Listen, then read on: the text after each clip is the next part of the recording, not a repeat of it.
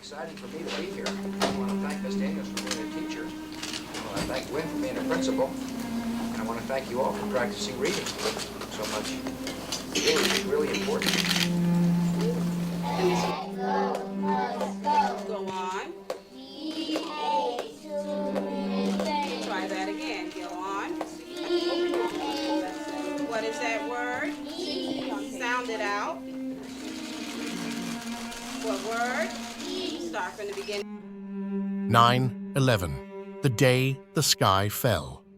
It was a Tuesday, September 11th, 2001. The skies above New York City were a perfect, cloudless blue, one of those early autumn mornings that felt like the world had exhaled. It was the kind of day that felt too calm to be historic. Commuters filled the sidewalks. Children clutched lunchboxes. The markets prepared to open. In the towers that reached into the sky, office lights flickered on and elevators hummed to life. And then, at 8:46 a.m., the world changed. A jetliner slammed into the North Tower of the World Trade Center, tearing through steel and glass. Was it an accident? A malfunction? The city froze. But 17 minutes later, the unthinkable became undeniable. At 9:03 a.m., a second plane, United Flight 175, pierced the South Tower in full view of cameras and millions of eyes now glued to their televisions. This wasn't a malfunction. This was war, waged not by a nation but by a shadow. Yeah. This just in, you are looking at obviously a very disturbing live shot there. That is the World Trade Center, and we have unconfirmed reports this morning that a plane has crashed into one of the towers of the World Trade Center. CNN Center right now is just beginning to work on this story, obviously calling our sources and trying to figure out exactly what happened, but clearly something relatively devastating happening this morning. Over the next 77 minutes, two more hijacked planes would crash, one into the Pentagon, the very heart of American defense, and another into a quiet field in Shanksville, Pennsylvania, after passengers fought back. By 10:28 a.m., both towers were gone. Nearly 3,000 souls were lost, passengers, civilians, firefighters, police, and ordinary people who began their day with coffee and routine. The world watched, powerless, as steel melted, as towers crumbled, and as the very notion of safety collapsed with them. But this wasn't just a terrorist attack. It was a moment of global fracture, the spark that would ignite wars, reshape borders, rewrite laws, and alter the fabric of American life. And in the aftermath, as the dust settled and the names were mourned, another fire began to burn. Questions. Why did this happen? Who let it happen? And could something so devastating truly come from just 19 men with box cutters? 2 decades later, the scars remain, not just in stone and skyline, but in trust, truth, and memory. This is the full story of 9/11. What led to it? What happened in those 102 minutes?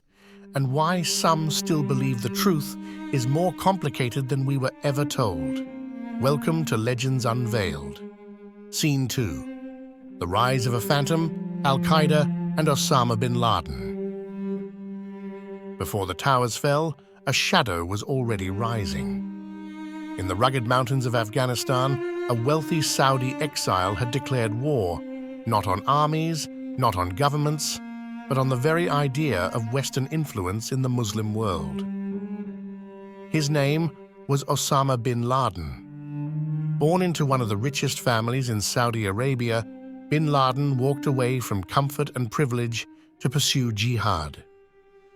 His turning point came in the 1990s, when he watched U.S. troops stationed in Saudi Arabia during the Gulf War on what he considered sacred Islamic land. To him and his followers, America was no longer just a nation. It was the invader, the occupier, the enabler of oppression. They pointed to 3 unforgivable sins: America's military presence in the Middle East, its unwavering support for Israel, and the devastating sanctions placed on Iraq after the Gulf War. Out of this fury he created al-Qaeda, the base, not a nation, not an army, but a new kind of enemy, one that would strike from the shadows. By the time the world took notice, the group had already shown its reach.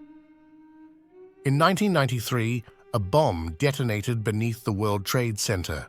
In 1998, U.S. embassies in Kenya and Tanzania were torn apart by coordinated attacks. And in 2000, a suicide boat bombing nearly sank the USS Cole, killing 17 sailors. These were warning shots, and still most of the world didn't know his name. Inside U.S. intelligence circles, the chatter was growing. The CIA and FBI had picked up fragments, pieces of a coming storm. But miscommunication and bureaucratic walls kept the dots from connecting. And then came the morning of September 11th, 2001. 4 commercial planes, 19 hijackers, a plan carried out with terrifying precision. Bin Laden's message was no longer a whisper in the mountains.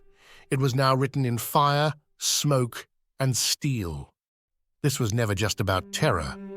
It was about spectacle, mass death. A moment so horrifying it would scar the collective mind of the world and echo for generations. The Phantom had stepped into the light, and nothing would ever be the same. Scene 3. The 4 flights, 102 minutes, that shook the world. It began with a routine boarding. 4 flights, 4 ordinary planes, 19 men carrying nothing more than box cutters and boarding passes. They blended into the early morning rush, business travelers, vacationers, families heading west. No one knew that by the end of their flights, history would have a new dividing line, before and after.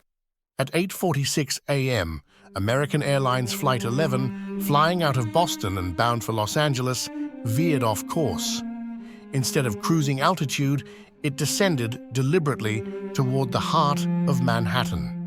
It struck the North Tower of the World Trade Center at over 400 miles per hour, tearing a gash near the 80th floor.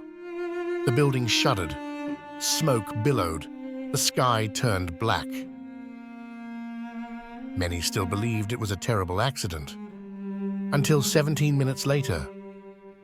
At 9:03 a.m., United Airlines Flight 175, also from Boston, smashed into the South Tower, its wings slicing through glass and steel in plain sight of live television. The illusion of coincidence shattered. This was no accident. This was war, but it wasn't over. At 9:37 a.m., American Airlines Flight 77, departing from Washington Dulles, plummeted into the Pentagon, the headquarters of the U.S. military. A hole opened in the concrete. Flames surged through corridors. Those inside thought it was a bomb. By now, America knew it was under attack. But there was still one more plane. United Airlines Flight 93, flying from Newark to San Francisco, had been hijacked too. But something happened in its cabin that changed the story. Passengers, having learned about the other attacks via phone calls, made a decision. They would fight back. The cockpit voice recorder captured it, the chaos, the courage, the last words. "Let's roll," one man said, and then they charged. At 10:03 a.m., Flight 93 crashed into a quiet field in Shanksville, Pennsylvania, far from its intended target in Washington, D.C. Some believe it was headed for the White House, others the Capitol. Because of those passengers, we'll never know. But we do know this. They saved lives. And then, the final blow. At 9:59 a.m., the South Tower collapsed. At 10:28 a.m., the North Tower followed. In less than 2 hours, the skyline of New York was gone. A hole was carved not only into Manhattan, but into the psyche of a nation. Nearly 3,000 people died that morning. Among them, passengers and crew, Firefighters, police officers, office workers, children, people from over 90 countries. The dust didn't settle for days, but the world would never be the same. Scene 4. Chaos and Courage, First Responders and Survivors. While thousands fled the chaos, down stairwells choked with smoke, through streets raining steel and ash, New York's bravest rushed toward it. Firefighters, police officers, paramedics, ordinary men and women wearing helmets, radios, and determination. 343 firefighters would never return home. 60 police officers lost their lives trying to save others. Some went in knowing they might not make it back. Most simply did what they always did: answered the call. Inside the towers, it was a different world. Staircases cracked, ceilings crumbled, jet fuel-fed fires roared with a heat few had ever known. Survivors described narrow escapes, people jumping over flames, crawling under smoke, holding hands with strangers. Some made it out just minutes before collapse. Others were still climbing upward when the buildings fell. Outside, the air turned to concrete dust and paper. Survivors emerged ghost white, dazed, their clothes torn, their lungs raw. They wandered through a city that no longer looked like their own. Phones rang unanswered. Voicemails recorded final goodbyes. Some voices remained frozen in time, words to spouses, parents, children. Simple, desperate, "I love you. I don't know what's happening." Jules, this is Ryan. Listen, on an airplane that's been hijacked, and things don't go well, and it's not looking good. I just want you to know I absolutely love you. I want you to do good. So happy this time. Same to my parents. Across the river, people lined up to donate blood, never knowing there would be few survivors to help. In hospitals, staff waited for an influx that never came. There were too few wounded, too many dead. And yet, amid the horror, something else emerged: resilience. Off-duty firefighters showed up without being called. Strangers carried the injured.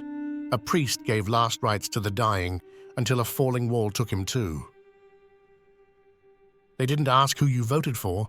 They didn't care what you believed. In that moment, America stood together, not as individuals, but as a single stunned body, gasping for air. And as the smoke rose from ground zero, so too did the questions. How did this happen? Why weren't we ready? And what would come next? Scene 5. The Theories, Searching for Truth in the Rubble. In the weeks that followed, the dust began to settle, but not the questions. For some, the horror of 9/11s was too massive, too coordinated, too precise to be explained by hijackers with box cutters and flight manuals.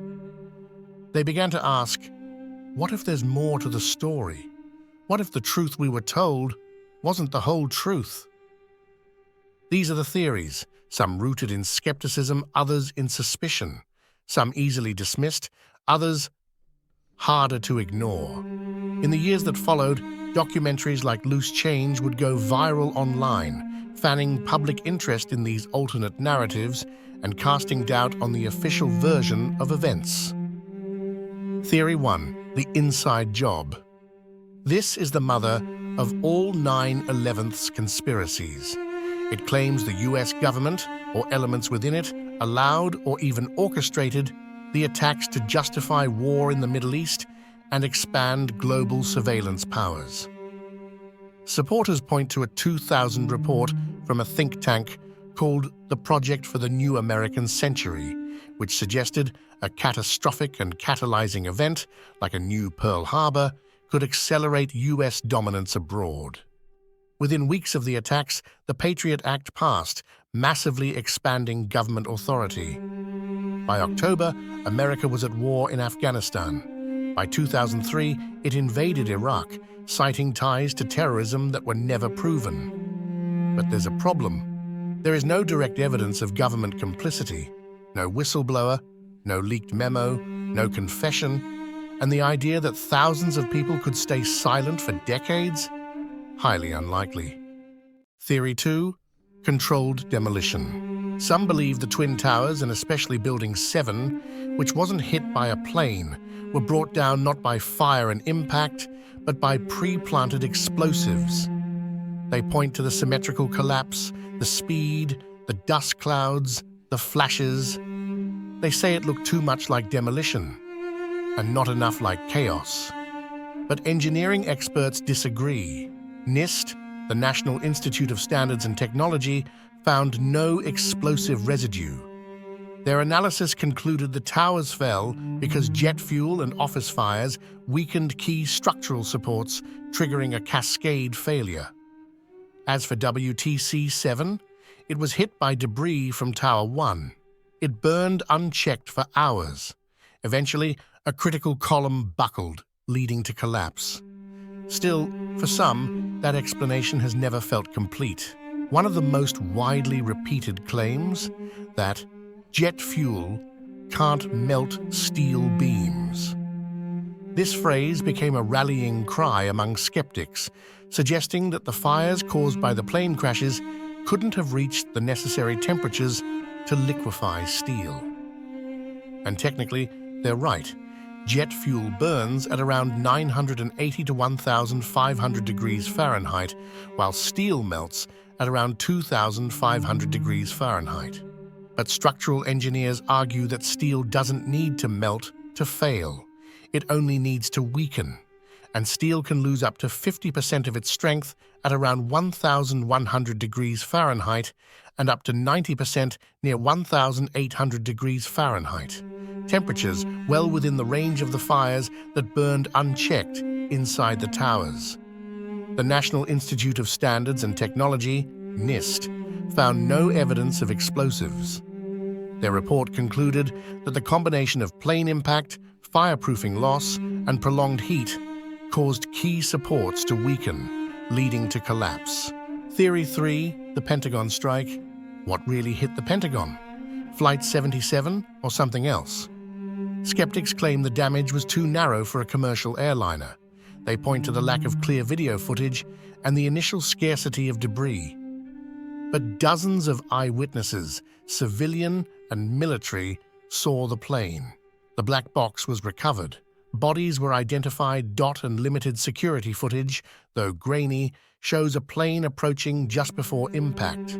Theory 4, Flight 93 was shot down. United 93 crashed in Pennsylvania, supposedly after a passenger revolt. But some believe it was shot down by U.S. jets to prevent it from reaching Washington. They cite the scattered debris field, military jet sightings, and a reported shoot-down order from Vice President Cheney. That order was real, but records show it came after the crash. The cockpit voice recorder captures the passengers' final moments, storming the cockpit, fighting for control. It wasn't a missile that stopped the hijackers, it was them. Theory 5, the warning to the Jews. An insidious claim suggests that 4,000 Jews were warned not to go to work at the World Trade Center that day, implying Israeli foreknowledge. It is a lie. Over 400 Jews died in the attacks.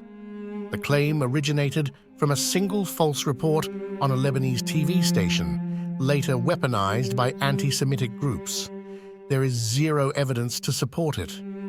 So, why do these theories persist? Because 9/11 wasn't just a tragedy, it was a trauma, and trauma demands meaning. For some, the official explanation seems too simple for something so devastating. Others distrust government institutions, especially after Iraq, Guantanamo, and the revelations of mass surveillance. And some just want someone to blame.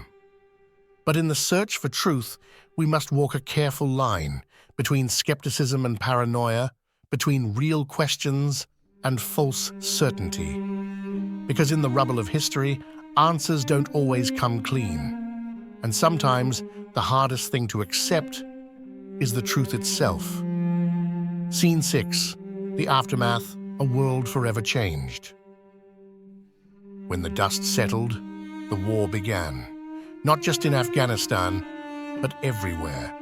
September 12th, 2001. The United States awoke to a new world, one defined not by peace, but by fear, fury, and the desire for retribution. The skies remained empty, airspace was shut down, financial markets were frozen, and across the globe, millions watched as a superpower gathered its strength. In the days that followed, NATO invoked Article 5 for the first and only time, declaring that an attack on the United States was an attack on all. Intelligence agencies worldwide restructured, sharing data like never before in a global bid to prevent the next attack. By October, the US invaded Afghanistan, targeting the Taliban regime that had harbored Osama bin Laden and his al-Qaeda network. The operation was swift. The Taliban fell, but the mission never truly ended. Then came Iraq. In 2003, citing weapons of mass destruction and alleged ties to 9/11, the US launched a second war. But no WMDs were found, and no evidence connected Saddam Hussein to the attacks. What followed was a long, bloody insurgency, a power vacuum, and eventually the rise of ISIS. Meanwhile, on the home front, everything changed. Airports transformed overnight. The TSA was created. Shoes came off. Liquids were banned. Metal detectors became the new normal. In 2002, the Department of Homeland Security was formed, uniting dozens of agencies under a single banner of internal defense. And then came the Patriot Act. It expanded government surveillance to levels never seen before. Phone records, internet history, emails, all in the name of preventing the next attack. To some, it was protection. To others, it was the beginning of a surveillance state. Fear spilled beyond airports and borders.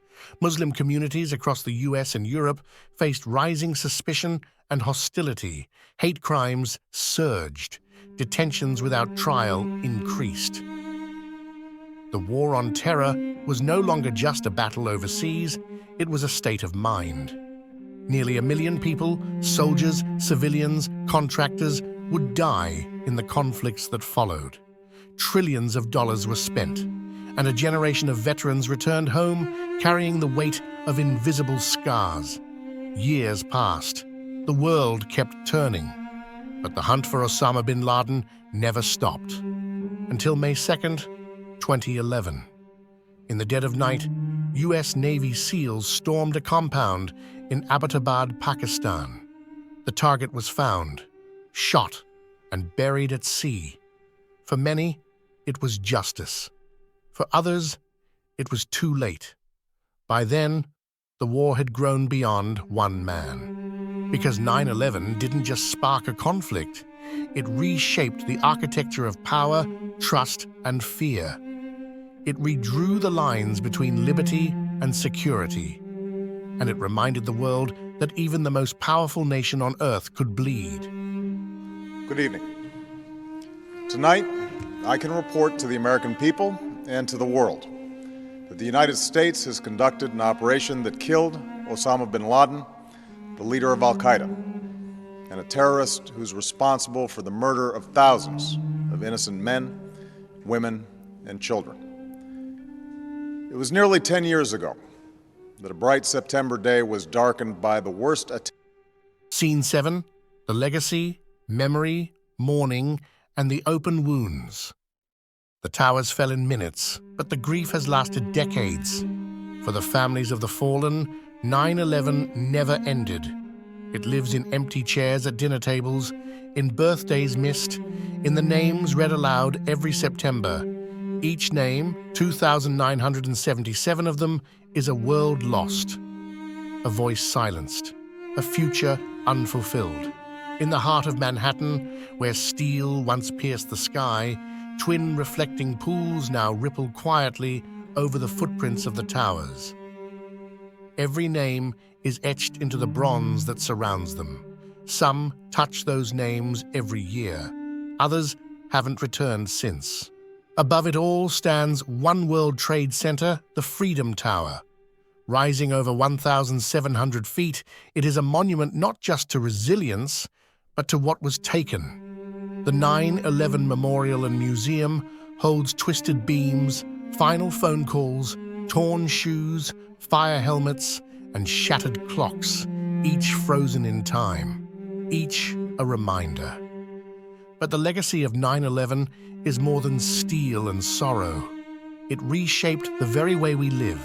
It changed how we fly, how we travel, how we speak about freedom and safety. It changed how governments surveil and how societies trust. It changed how we see one another. It gave rise to wars that spanned continents, to new enemies and new fears. And yet, it also brought moments of unity. In the days that followed, partisan lines blurred. Flags flew, blood was donated, strangers embraced. For a moment, the nation breathed as one. But that unity faded, and in its place, questions remain. Were we told the whole truth? Did the wars that followed bring justice, or only more tragedy? And what did we lose beyond the lives when the towers came down? The wounds of 9/11 are not always visible. They are carried in lungs scarred by dust, in minds haunted by memories, in a generation raised in the shadow of fear. Thousands of first responders would later suffer chronic illnesses, cancers, and respiratory issues, sickened by the toxic dust that lingered in the air. 20 years on, some say it's history. For many, it's still happening. Because the legacy of 9/11 isn't just about what happened that day, it's about what was set in motion and what has never fully stopped. Scene 8. Conclusion: the day the sky fell. The sky fell once, and the world watched in disbelief. It wasn't just buildings that crumbled, it was a sense of invincibility, of safety, of certainty. In a matter of hours, steel turned to dust, and time was divided forever into before and after. What followed was fire, fear, and forever change. Wars that would last decades, surveillance powers that would outlive their creators, laws rewritten, borders redrawn, trust eroded. And yet, for millions, something never quite settled, not in the smoke, not in the silence, not in the explanations. Why did so many warning signs go ignored? Why did the towers fall so cleanly? Why did a third building collapse without being hit? Why was so much lost and so little answered? In the years that followed, doubt became its own kind of ghost. Some believe the full truth remains buried beneath politics, pride, or something darker. Others cling to the official story, unwilling to believe their leaders could ever deceive them. And in between are the rest of us, still trying to make sense of a day that never made sense. What do you believe? Was 9/11 the darkest chapter in our history, an act of hate and fanaticism that blindsided the world? Or was it something else? A prologue to a deeper truth? A silence that still echoes in every airport, every news broadcast, every act done in the name of security? Maybe we'll never know. But one thing is certain: 9/11 didn't just shake buildings, it shook belief. And some wounds even now refuse to heal. What do you think really happened that day? Let us know in the comments. And don't forget, here on Legends Unveiled, we explore the mysteries history tried to bury, the shadows time refused to erase. Subscribe, hit the bell, and join us next time as we step into the unknown together.